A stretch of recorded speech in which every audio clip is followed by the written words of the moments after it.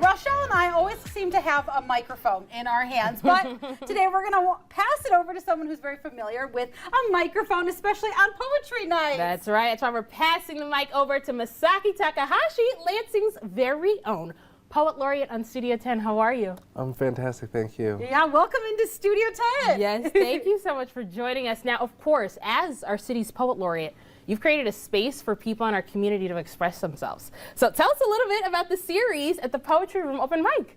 So we started the Poetry Room at the Robin Theater in Riotown in 2017. It was Dylan Rogers' idea from the Robin Theater.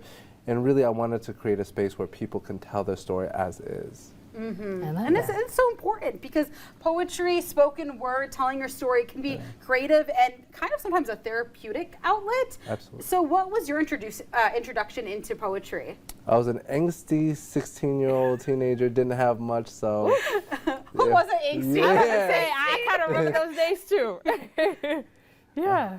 But you were able to write it out in poetry? Yeah, I started with like rap and then did freestyle battles, and then it became into poetry as I gotten older. So it was a great thing for me to introduce to other people as well, and to schools around this area. So yeah, and is there a reason why you think there's so many people drawn to poetry, similar to just trying to find a way to express themselves in different ways? Everybody wants to be heard from their point of view, from their narrative.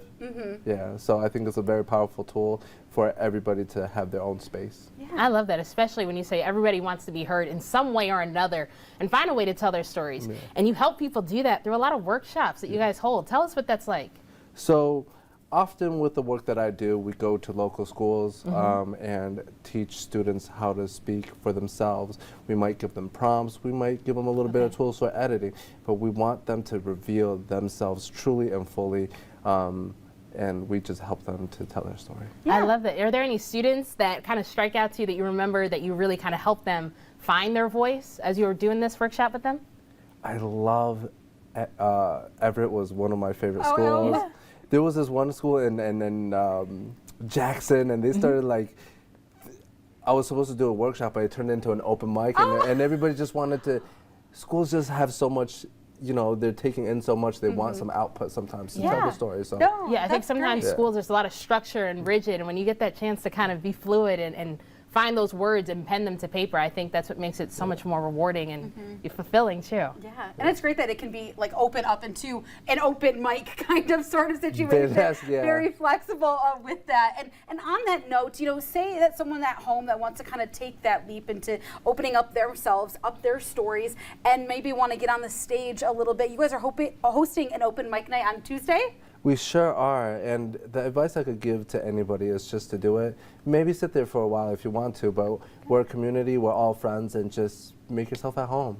Yeah. So can people just kind of show up? Yeah. If you want to show up, the event does start at 7:30. I would say come by 7 o'clock. It does fill up fast, but if you can't get on the list, talk to me. We'll get you on the list sometime sooner or later. Yeah. Yeah. I love that. A little push.